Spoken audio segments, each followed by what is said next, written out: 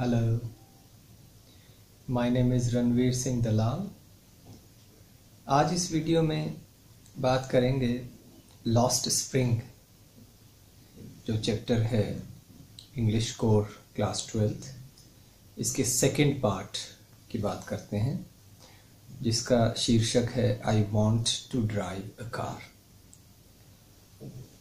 तो जिस तरह से हमने पहले पार्ट में बात करी साहिब आलम की, इस दूसरे हिस्से में एक और बालक की, एक और लड़के की बात हम करते हैं, जो कि फिरोज़ाबाद का रहने वाला है। फिरोज़ाबाद फेमस है, मशहूर है, प्रसिद्ध है पूरे देश में चूड़ियों को सप्लाई करने के लिए। यहाँ का जो उद्योग है, चूड़ियाँ बनाने का जो उद्योग है, वो पूरे देश में सबसे बड़ा उद्योग यहाँ पर है, और यहीं से पूरे देश की महिलाओं के लिए चूड़ियाँ सप्लाई की जाती हैं। जब राइटर यहाँ जाती है, अनीश जंग इस इलाके का भ्रमण जब करती हैं, इस इलाके को विज़िट करती हैं एक जर्नलिस्ट होने के नाते, तो उसकी मुलाकात होती है मुकेश से, और वो बात करती हैं मुकेश से जिस तरह से पिछले चैप्टर में उन्होंने साहिब आलम से बात की। तो मुकेश कहता है कि मैं मोटर मैकेनिक बनना चाहता हूँ, और वो इस मामले में, इस मायने में वो साहिब आलम से थोड़ा अलग है। उसकी बात में भरोसा झलकता है। वो अपना मालिक स्वयं बनना चाहता है। तो कहता है कि मैं मोटर मैकेनिक बनना चाहता हूँ। राइटर पूछती है कि तुम्हें पता भी है कारों के बारे में कुछ? तो कहता है मैं सीख लूँगा, मैं कार ड्राइव करना सीख लूँगा। और सीधा आंखों में आंखें डालकर बात करता है राइटर से। उसका सपना ऐसा लगता है फिरोज़ाबाद की धूल भरी सड़कों में तैरता हुआ सा, मृग तृष्णा की तरह, मिराज की तरह। लगता नहीं कि वो पूरा हो पाएगा, इसकी संभावना कम नज़र आती है, राइटर को ऐसा लगता है। इसीलिए मिराज शब्द का इस्तेमाल किया गया है। हर परिवार फिरोज़ाबाद में, हर गली कूचे में चूड़ियाँ नज़र आती हैं, चूड़ियों का ढेर नज़र आता है। और इसी इलाके में रहने वाले जो ये लोग हैं, इस उद्योग में लिप्त, इस उद्योग में कार्यरत जो लोग हैं, वो पीढ़ी दर पीढ़ी इसी कार्य में लगे हुए हैं। उन्होंने अपनी पीढ़ियां खपा दी हैं इस काम में। भट्टियों के नज़दीक बैठकर चूड़ियों के टुकड़ों को टाँका लगाना, जोड़ना, उनको वेल्ड करना, और पूरे देश की औरतों के लिए चूड़ियाँ बनाकर सप्लाई करना, ये काम यहाँ के लोग करते हैं। मुकेश का परिवार भी इन्हीं लोगों में से एक है। इन लोगों को नहीं पता, किसी को भी, इस समुदाय के लोगों में से किसी को इस बात का अंदाज़ा नहीं है कि बच्चों से काम लेना गैरकानूनी है। ऐसे माहौल में गर्म भट्टियों के नज़दीक उन्हें बिठाकर उनसे काम लेना, उनसे काम करवाना, ऐसे माहौल में, ऐसे एटमॉस्फेयर में जहाँ नमी है, जहाँ वेंटिलेशन की कमी है, हवा का आना जाना कम है, जहाँ रोशनी कम है, गर्म भट्टियाँ हैं, उनके नज़दीक बैठकर इस तरह से बच्चों का छोटे छोटे घरों में काम करना गैरकानूनी है। और अगर कानून को लागू किया जाए तो मुकेश जैसे 20,000 बच्चों को यहाँ से निकाला जा सकता है, इन गर्म भट्टियों के नज़दीक से उन्हें आज़ाद कराया जा सकता है, इस शोषित जीवन से उन्हें मुक्ति दिलाई जा सकती है। इस ऐसे माहौल में बैठ के जो अपने दिन का समय, महत्वपूर्ण समय, जो कि उन्हें किसी स्कूल में पढ़ाई में लगाना चाहिए, वो कड़ी मेहनत करके अपने दिन का महत्वपूर्ण समय गुजार देते हैं। ऐसी कठिन परिस्थितियों से निकाला जा सकता है उन्हें। इस बात का अंदाज़ा किसी को नहीं है। और इसी तरह से बच्चे इसी माहौल में इसी तरह अनहेल्दी एटमॉस्फेयर में काम करते करते जब वो बड़े होते हैं, बड़े होते होते अपनी आंखों की रोशनी उनकी चली जाती है। अब मुकेश जब राइटर से बात करता है तो उसकी आंखें चमक उठती हैं, उसमें एक चमक नज़र आती है और वो वॉलंटियर करता है, वो पहल करता है कि आओ मैं आपको ले चलता हूँ अपने घर।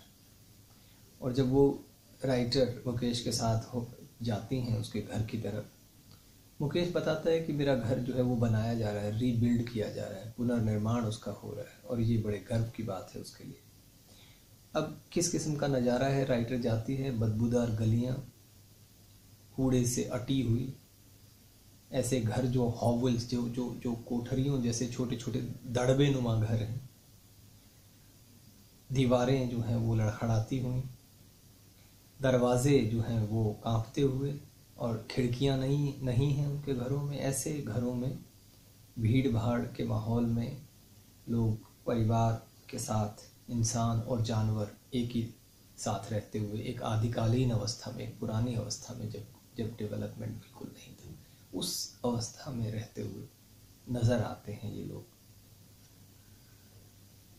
वो एक दरवाजे के सामने रुकता है मुकेश और अपने पैर से ठोकर मारता है, लड़खड़ाता हुआ लोहे का दरवाज़ा खुलता है और राइटर मुकेश के साथ उसमें अंदर जाती है, उस घर में, उस झोंपड़ी में, उस हट में, जो कि वो देखती है कि उसके एक कोने में, जिसके ऊपर सूखी घास की छत बनी हुई है, अभी पूरी तरह से घर बना हुआ नहीं है, आधा हिस्सा उसका बन रहा है, तो उस कोने में एक महिला बैठी है, मुकेश की भाभी, और एक चूल्हा, उस चूल्हे पे एक पतीले में पालक उबल रहा है।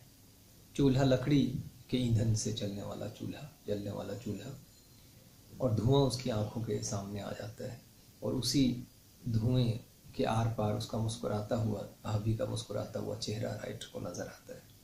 कुछ कटी सब्जियां रखी हैं बड़े बर्तनों में। एक कमज़ोर सी ये महिला है, मुकेश की भाभी, और जो शाम का भोजन पूरे परिवार के लिए तैयार कर रही हैं। वो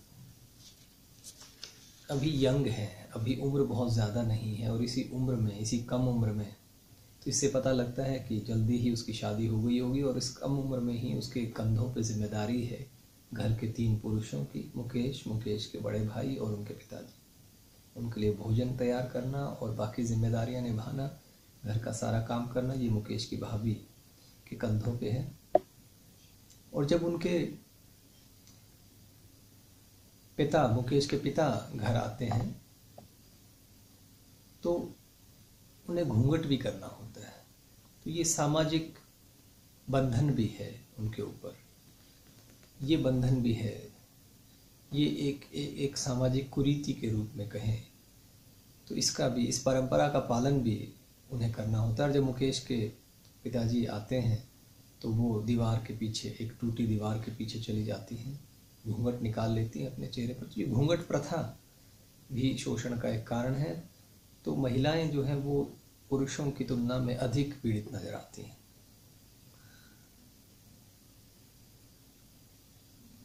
अब मुकेश के पिताजी के बारे में थोड़ा बताया है कि वो इम्पावरिश्ड बैंगल मेकर हैं, गरीब हैं, बहुत कुछ अचीवमेंट, बहुत कुछ उपलब्धि उनकी नहीं है, कुछ हासिल नहीं कर पाए, घर पूरी अभी बना नहीं है, वो बनने की प्रोसेस में है, प्रक्रिया में है।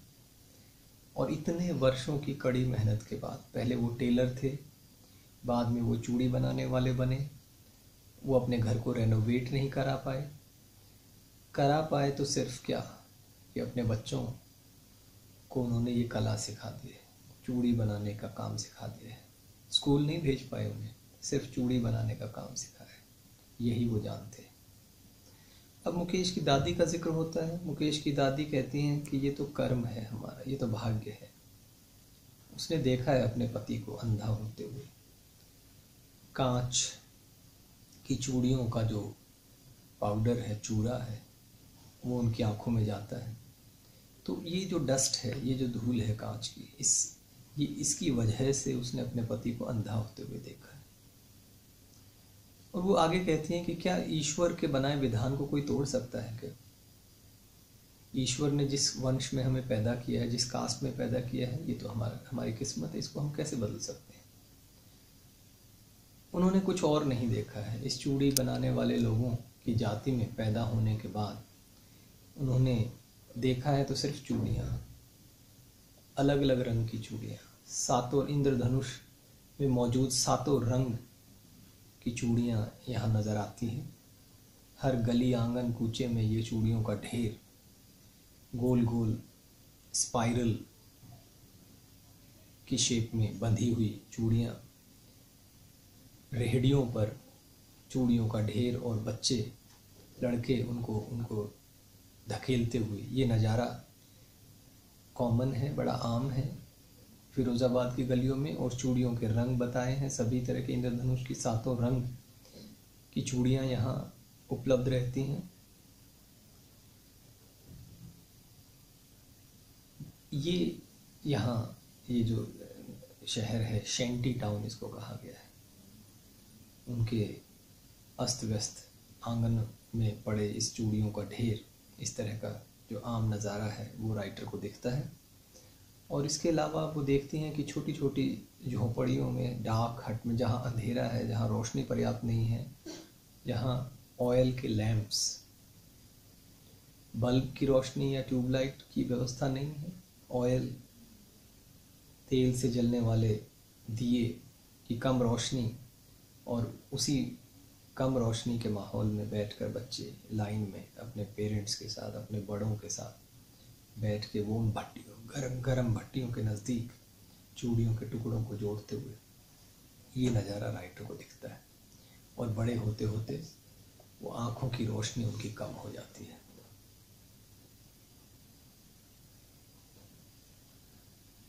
अब सविता के बारे में बात होती है। सविता एक कम उम्र की लड़की जो कि एक फीकी सी पिंक गुलाबी ड्रेस में बैठी है अपनी एक बड़ी उम्र की महिला के साथ, और कांच के टुकड़ों को जोड़ रही है। उसके हाथ चिमटे की तरह मूव कर रहे हैं, मैकेनिकली, यांत्रिक रूप से, जैसे कि लगातार इस काम को करते रहने से वो एक मशीन का पुर्जा बन के रह गई हैं।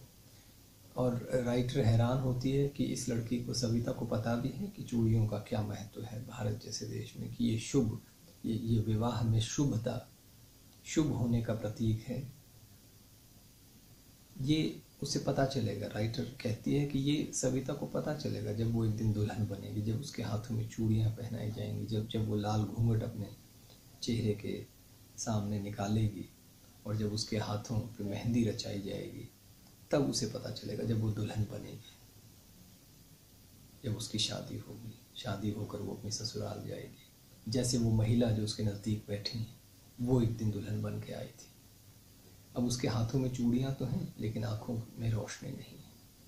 और वो कहती है, वो महिला, कि एक वक्त शेर भर खाना भी नहीं खाया। एक ऐसी आवाज़ में जिसमें कोई खुशी नहीं है, उदासी झलकती है। पूरी ज़िंदगी में भरपेट भोजन एक कभी किसी वक्त नहीं खाया। ऐसे तो इससे पता लगता है कि किस विकट परिस्थितियों में ये लोग अपना जीवन गुजारते हैं। ये पाया है उसने। उसके पति एक बूढ़े आदमी, लहराती हुई दाढ़ी वाले, वो कहते हैं कि मुझे कुछ नहीं पता चूड़ियों के अलावा, मैं बस अपना घर तो बना पाया हूँ और कुछ नहीं। अब ये घर बना लेना एक उपलब्धि है, और राइटर को आश्चर्य होता है कि वो ये उपलब्धि उसके नाम है, ये वो कर पाया है जो कि बाकी लोग उस समुदाय के नहीं कर पाए। अब ये हर घर में ये रोना है, ये विलाप है, पैसा ना होना, गरीबी का होना, और सिर्फ इतना भर पैसा होना, इतना कम पैसा होना कि सिर्फ वो चूड़ियों का धंधा कर सकें, इस कारोबार को ही कर सकें, बढ़ा सकें। इतना भोजन नहीं उनके पास। ये जो विलाप है, ये जो रोना है, ये जो शिकायत है गरीबी की, पैसा ना होने की, खाने के लिए पर्याप्त भोजन ना होने की, ये हर घर में गूंजती है। ये रोना हर घर में सुनाई पड़ता है। और जो ये युवक हैं इन परिवारों के, इस समुदाय के, यंग मैन, वो भी अपने बड़ों की जो शिकायत है वो उसको दोहराते नज़र आते हैं। और समय के साथ कुछ बदला नहीं है, ऐसा लगता है।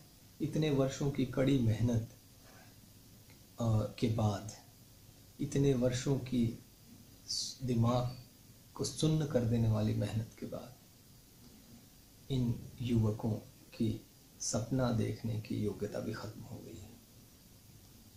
कुछ नया नहीं सोच पाते, सिर्फ वही रोना और विलाप और शिकायत भरा स्वर जो कि इनके बड़ों बुजुर्गों में नजर आता है, वही ये दोहराते नजर आते हैं।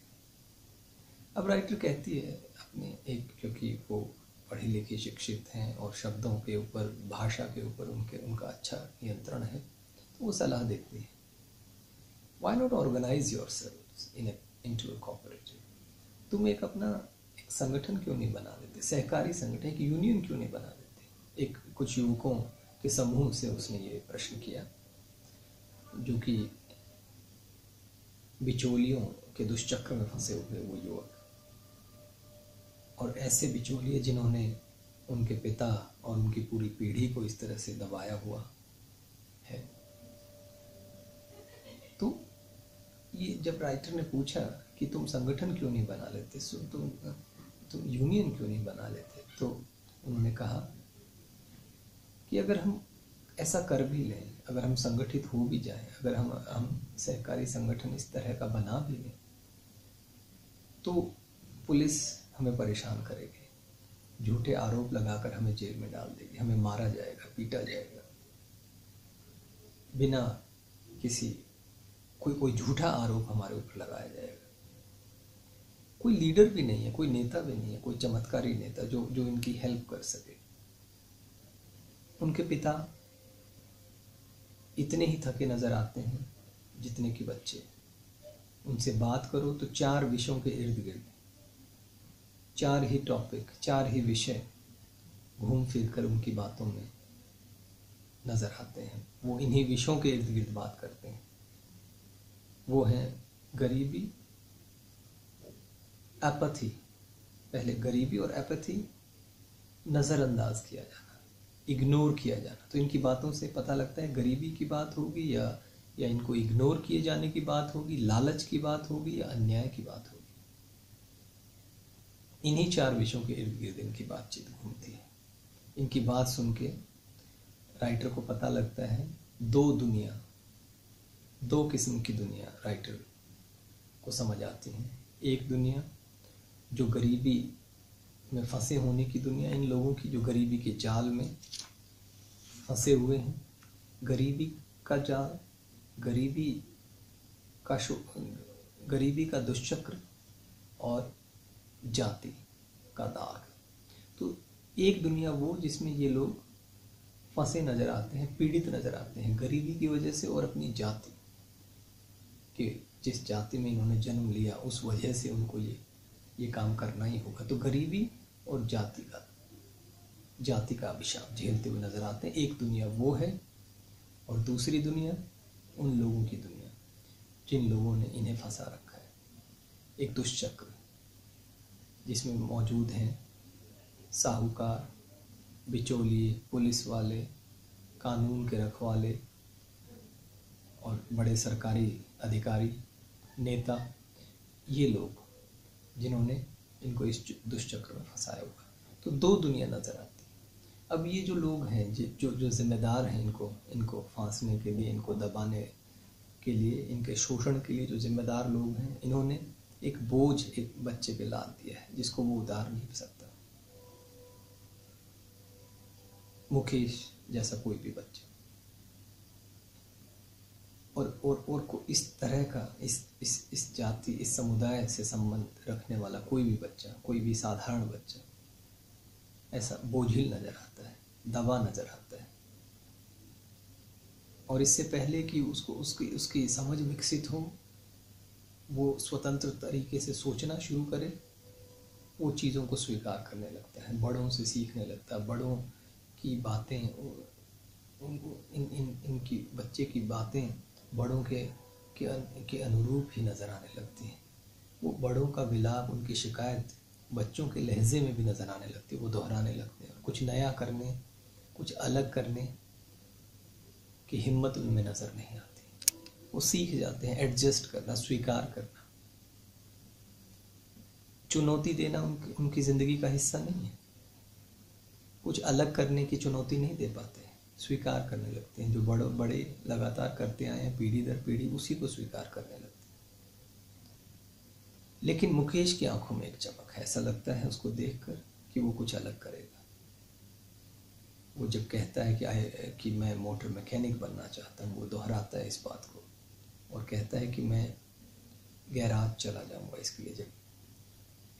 जब राइटर कहती है कि भाई गैराज तो थोड़ा दूर है, तो वो कहता है कि मैं वॉक करके जाऊँगा, मैं वो दूरी तय करूँगा, सीख लूँगा। इंसिस्ट करता है, वो इस बात को दोहराता है। तो मुकेश के स्वर में एक दृढ़ता नज़र आती है, एक इरादा नज़र आता है। अब ये सुनकर लेखिका राइटर को लगता है कि कहीं ये सिर्फ एक कोरा सपना तो नहीं, एक हवाई किला तो नहीं है, ये वाइल्ड ड्रीम तो नहीं है। तो वो चेक करने के लिए कहती है कि तुम क्या जहाज उड़ाने का सपना भी देखते हो? तो मुकेश थोड़ा शर्मा जाता है, वो नीचे देखने लगता है, मना करता है कि नहीं, वो ऐसा कोई सपना नहीं देखता। और वो शर्मा जाता है, शर्मिंदा होता है, लेकिन अफसोस और पछतावा नहीं झलकता उसके लहजे में, उसकी भाव। उसको देखकर ऐसा नहीं लगता कि वो पछता रहा है ऐसा कहकर। वो हवाई जहाज उड़ाने का सपना नहीं देखता। इसलिए नहीं देखता कि वहाँ हवाई जहाज ज़्यादा उस आसमान में, फिरोज़ाबाद के आकाश में वो उड़ते नज़र नहीं आते। लेकिन कारें जरूर नज़दीक से दनदनाती हुई चली जाती हैं, कारें नज़र आती हैं। तो इस प्रकार कह सकते हैं कि मुकेश का जो सपना है, जो ख्वाब है, वो सच्चाई के धरातल से जुड़ा हुआ है। वो सच हो सकता है, वो कोई हवाई किला नहीं है, वो कोई वाइल्ड ड्रीम नहीं है। इस प्रकार ये हिस्सा पाठ का ख़त्म होता है। अब इसके प्रश्नों को ज़रा देख लेते हैं। पहला प्रश्न है इसमें, What makes the city of Firozabad famous? Firozabad जो शहर है वो किस वजह से प्रसिद्ध है? फिरोज़ाबाद प्रसिद्ध है अपने चूड़ी उद्योग के लिए, बैंगल मेकिंग इंडस्ट्री, या कहें तो ग्लास ब्लोइंग इंडस्ट्री। पूरे देश में चूड़ियाँ, यहाँ से बनी चूड़ियाँ देश की महिलाओं के लिए सप्लाई की जाती हैं। दूसरा प्रश्न, mention the hazards of working in the glass bangles industry. चूड़ी उद्योग में काम करने के नुकसान क्या हैं, खतरे क्या हैं? तो खतरे हैं इस उद्योग में काम करने कि ज़्यादा तापमान के माहौल में इन बच्चों को काम करना पड़ता है, भट्टियों के नज़दीक बैठकर, ऐसे दड़बे नुमा घरों में, छोटे घरों में, हॉवल्स या हटमेट्स में, जहाँ रोशनी पर्याप्त नहीं है, जहाँ वेंटिलेशन पर्याप्त नहीं है, जो कि नमी है, जहाँ पर जिन घरों में बहुत हवा का आना जाना नहीं है, बहुत खुलापन नहीं है। तो स्वास्थ्य के लिए अस्वास्थ्यकर, अनहेल्दी माहौल में बच्चों को काम करना पड़ता है। और बड़े होते होते जब वो इस तरह के माहौल में काम करते हैं तो उनकी आंखें एडजस्ट हो जाती हैं अंधेरे में, और रोशनी में काम करने में उन्हें दिक्कत होती है। बाहर जो रोशनी है वहाँ वो अनकंफर्टेबल महसूस करती है, क्योंकि आंखें एडजस्ट हो जाती हैं, अंधेरे में काम करने की आदी हो जाती हैं। तीसरा प्रश्न है कि मुकेश की जो सोच है वो अपने परिवार से अलग कैसे है? मुकेश की सोच अपने परिवार से अलग कैसे है? मुकेश थोड़ा अलग ढंग से सोचता है। बेशक उनके बुजुर्ग, उनके परिवार के लोग पीढ़ी दर पीढ़ी इसी काम में लगे हुए हैं, लेकिन मुकेश चाहता है कि वो मोटर मैकेनिक बने, वो कार चलाना सीखे इस रूप में, और इरादा नज़र आता है। शर्मिंदा नहीं होता ये बात कहकर, पछतावा नहीं होता उसको। वो इसके लिए कुछ दूरी तय करने के लिए भी तैयार है, गैराज तक वॉक करने के लिए भी तैयार है, जो कुछ दूरी पर है, थोड़ी ज़्यादा दूरी पर है। तो इस प्रकार मुकेश की सोच अपने परिवार वालों से या अपने समुदाय के अन्य लोगों से अलग नज़र आती है। अगला प्रश्न है जो कि लॉन्ग आंसर क्वेश्चंस में हम ले सकते हैं, अंडरस्टैंडिंग द टेक्स्ट हेडिंग के नीचे। पहला है कि what could be some of the reasons for the migration of people from villages to cities. क्या कारण हो सकता है कि लोग गांव से शहरों में चले आते हैं? तो अगर हम इस पाठ की बात करें, इस हिस्से की बात करें, या साहिब आलम जो इसका पहला है हिस्सा पार्ट 1 है इस चैप्टर का, तो हम कह सकते हैं कि गांव से शहर आने के पीछे क्या वजह हो सकती है। बहुत से लोग नौकरियों की तलाश में, बेहतर काम की तलाश में शहर आते हैं, अपना पेट भरने के लिए, पर्याप्त उनको खाना मिल पाए, रोजगार, वो नौकरियां मिल पाए, इसके लिए वो आते हैं। दूसरा हम कह सकते हैं कि अच्छी शिक्षा प्राप्त करने के लिए लोग आते हैं। बेशक इसमें ऐसा नज़र नहीं आता हमें, लेकिन एक आम बात करें, जनरल बात करें तो शिक्षा अपने बच्चों को अच्छी दिलाने के लिए आते हैं। तीसरा हम कह सकते हैं अच्छी जो स्वास्थ्य सुविधाएं हैं, इलाज के लिए जो सुविधाएं हैं, बड़े बड़े हॉस्पिटल्स हैं, उसके लिए वो आते हैं। चौथा हम कह सकते हैं कि जो आधारभूत सुविधाएं हैं जो शहर में मौजूद हैं, जैसे अच्छी यातायात की सुविधाएं हैं, इसके अलावा भी कई किस्म की सुविधाएं शहर में मौजूद रहती हैं। एक मनोरंजन के लिए भी अच्छी चकाचौंध रहती है, सिनेमा है, क्लब्स हैं, और तो उस चकाचौंध से भी आकृष्ट होकर भी लोग शहर चले आते हैं। और इसके अलावा एक अगर हम कहें एक कारण और, जो कि हमें साहिब आलम के चैप्टर से के पार्ट से हमें पता लगता है कि कई बार जो प्राकृतिक विपदाएं हैं जो गांव में आती हैं, जिसकी वजह से फसल बर्बाद हो जाया करती हैं, नुकसान हो जाया करता है, तूफान और बाढ़ की स्थिति से उनके खेतों में उनके घर बह जाते हैं, तो उस वजह से भी लोग विस्थापित हो जाते हैं, चले आते हैं दूसरी जगह पर रहने के लिए शहरों में। तो ये कुछ कारण हम गिना सकते हैं। दूसरा प्रश्न है इसमें, would you agree that promises made to poor children are rarely kept? क्या आप मानते हैं, सहमत होते हैं कि जो गरीब बच्चों को जो वादे किए जाते हैं वो शायद ही कभी पूरे किए जाते हैं? ये पहला हिस्सा है इस प्रश्न का। तो हम कह सकते हैं कि हाँ, ऐसा है। गरीब बच्चों को जो वादे कौन करते हैं? जो जिम्मेदार हैं, जो सरकारी एजेंसियां हैं या नेता हैं या बड़े सरकारी अधिकारी हैं, जो पॉलिसी बनाई जाती हैं, जो नीतियां बनाई जाती हैं, जो कार्यक्रम तय किए जाते हैं इनके उत्थान के लिए, बच्चों के लिए, क्या वो उतना लागू हो पाते हैं? तो हमें नज़र आता है कि नहीं ऐसा हो पाता। तो उन बच्चों के उत्थान और तरक्की, उनकी शिक्षा से जुड़े जो भी कार्यक्रम हैं वो पूरी तरह से लागू नहीं हो पाते। और लगता है जब हमें नज़र आता है अपने चारों तरफ देखने पर कि आज भी बहुत से बच्चे बाल मजदूर के तौर पर अलग अलग जगह पर कार्यरत नज़र आते हैं। कुछ मामलों में वो फैक्ट्रियों में नज़र आते हैं, कई जगह वो चौराहों पर नज़र आते हैं भीख मांगते हुए या किसी और रूप में। तो ये हम कह सकते हैं कि बच्चों को ये वादे, जो सरकारी वादे हैं, जो उनके उत्थान और तरक्की के लिए, उनकी शिक्षा से संबंधित जो वादे हैं वो पूरे नहीं हो पाते, वो सिर्फ कागज़ों में ही रह जाते हैं। इसी प्रश्न का दूसरा हिस्सा, why do you think this happens in the incidents narrated in the text? इस पाठ में जो घटनाएं हैं उसमें ऐसा क्यों लगता है कि ऐसा होता है? अगर इसमें इस चैप्टर की बात करें तो मुकेश और साहिब आलम की अगर बात करें तो उनकी ज़िंदगी को देखते हुए हमें नहीं लगता कि कोई वादा पूरा हो पाया है। सरकारी नीतियों की बात करें तो वो नीतियाँ भले ही अच्छी होती हैं, कागज़ में लिखी हुई, और वो समय समय पर उसमें बदलाव किए जाते हैं, उनको बेहतर बनाने की कोशिश की जाती है, लेकिन वो लागू कहाँ हो पाती हैं? अगर वो लागू हो पाती तो साहिब आलम जैसे बच्चे नज़र नहीं आते, मुकेश जैसे बच्चे नज़र नहीं आते। वो स्कूल में नज़र आते हैं, ना कि अपने पेरेंट्स के साथ बैठ के इस तरह से शोषित जीवन जीते हुए।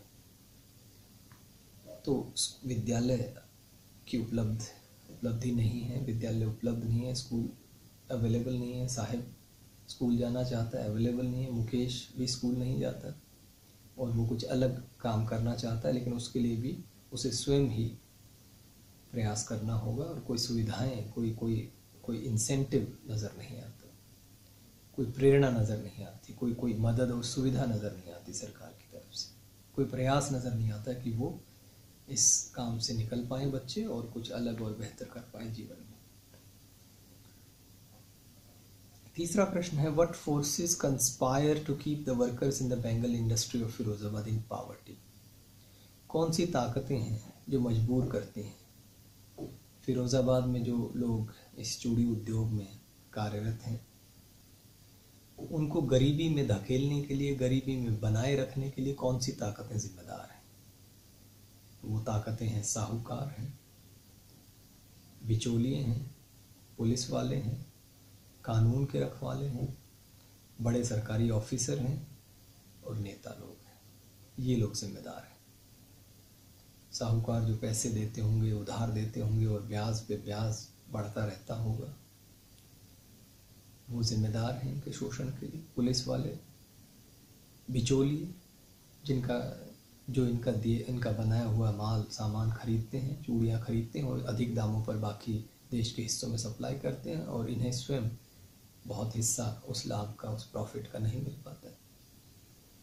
पुलिस वाले हैं जो झूठा आरोप लगाकर इनको जेल में धकेल देते हैं। जब भी ये कोशिश करते हैं अपने आप को संगठित करने की तो इनको परेशान किया जाता है, मारा पीटा जाता है, जेल में डाल दिया जाता है। इस प्रकार पुलिस वाले जिम्मेदार हैं। और जो बड़े अधिकारी हैं, जिनका काम है नीतियों को लागू करना, वो लागू नहीं कर पाते उस रूप में। भ्रष्टाचार नज़र आता है, वो तत्परता नज़र नहीं आती। वो भी जो बाकी लोग इनका शोषण कर रहे हैं, साहूकार वगैरह उनके दबाव में या जो भ्रष्ट तंत्र है उसके दबाव में काम करते नज़र आते हैं। और जो पॉलिटिशियंस हैं, नेता लोग जो हैं, वो तत्परता नज़र नहीं आती। वो कानून में बदलाव के लिए बड़ा समय लग जाता है, उसमें सहमति नहीं बन पाती। तो इस प्रकार हम कह सकते हैं कि ये सभी लोग जिम्मेदार हैं एक षड्यंत्र के रूप में, जिनका काम है इनकी ज़िंदगी में उत्थान लाना, तरक्की लाना। नहीं लगता कि वो लोग ऐसा कर पाते हैं। वो तो षड्यंत्र के लिए ऐसा लगता है कि वो एक षड्यंत्र के तहत जिम्मेदार हैं इन लोगों का शोषण करने के लिए, इन लोगों को लगातार गरीबी में बनाए रखने के लिए जिम्मेदार हैं ये लोग। एक दुष्चक्र उन्होंने बना दिया है जिसमें ये लोग फंसे हुए, ये गरीब लोग, चूड़ी बनाने वाले, फिरोजाबाद के लोग। तो इस तरह से ये चैप्टर ख़त्म होता है। उम्मीद है कि आपको ये वीडियो पसंद आएगा और इसका जो इंग्लिश वर्जन है वो ज़रूर आप देखें, क्योंकि आपने इंग्लिश में ही अपने उत्तर लिखने हैं, आंसर्स लिखने हैं एग्ज़ाम में, तो ये ज़्यादा फ़ायदेमंद आपके लिए रहेगा। और अगर ये वीडियो आपको पसंद आया तो इसे लाइक करना ना भूलें और अपने मूल्यवान अपने कमेंट्स ज़रूर कमेंट बॉक्स में लिखें और साथ ही चैनल को सब्सक्राइब करना ना भूलें ताकि आपको जो आने वाले वीडियोज़ हैं उनकी जानकारी मिलती रहे। Thank you very much.